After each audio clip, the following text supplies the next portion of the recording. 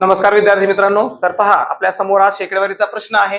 प्रश्न असा आहे, एका संख्येत 40 मिळवायचे होते पण चुकीने 40 कमी केले गेले तर चुकीचे उत्तर हे बरोबर उत्तराच्या किती टक्के असेल? तर मुलांनो, ह्या प्रश्नामध्ये काय करायचंय पहा. आता समजा ती संख्या होती, ती आपल्याला विचारले मुलांनो, ती संख्या आपण काय म्हणूया, 100 म्हणूया. मग सुरुवातीला तिच्यामध्ये मला काय मिळवायचे होते, 40 मिळवायचे होते. जर त्या संख्येमध्ये आपण 40 मिळवले मुलांनो, तर ती संख्या मला किती मिळेल, 140 मिळेल. परंतु चुकीने काय झालं, त्या संख्येतून 40 कमी केले गेले. म्हणजे 100 ती जर संख्या होती, तर त्यातून 40 कमी केले तर येणारं उत्तर किती आलं असतं, आपलं 60 आलं असतं. बरोबर. मग प्रश्न असा विचारलाय, तर चुकीचे उत्तर हे बरोबर उत्तराच्या किती टक्के असेल? तर मुलांनो, आपल्याला 40 मिळवायचे होते म्हणजे हे बरोबरच उत्तर आहे, आणि 40 कमी केले गेले म्हणून हे काय झालं, चुकीचं उत्तर झालं.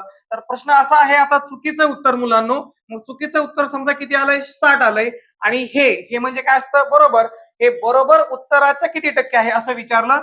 बरोबर उत्तर आहे मुलांनो 140. तर 140 च्या म्हणजे गुणिले किती टक्के, म्हणजे x टक्के मुलांनो. आणि टक्के म्हणजे त्याच्या छेदस्थानी किती घ्यायचे असतात, आपल्याला 100 घ्यायचे असतात.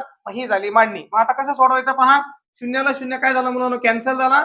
त्यानंतर बे पंचे 10 आणि बे साती 14. मग आता काय करायचं, आपल्याला x ची किंमत काढायची म्हणून 60 हे जे 5 भागिले आहेत ते इकडे आल्यावर गुणिले होतील, आणि गुणिले 7 इकडे भागिले होतील, आणि बरोबर काय शिल्लक राहील, x. मग काय करायचं, अगोदर गुणाकार करून घ्या.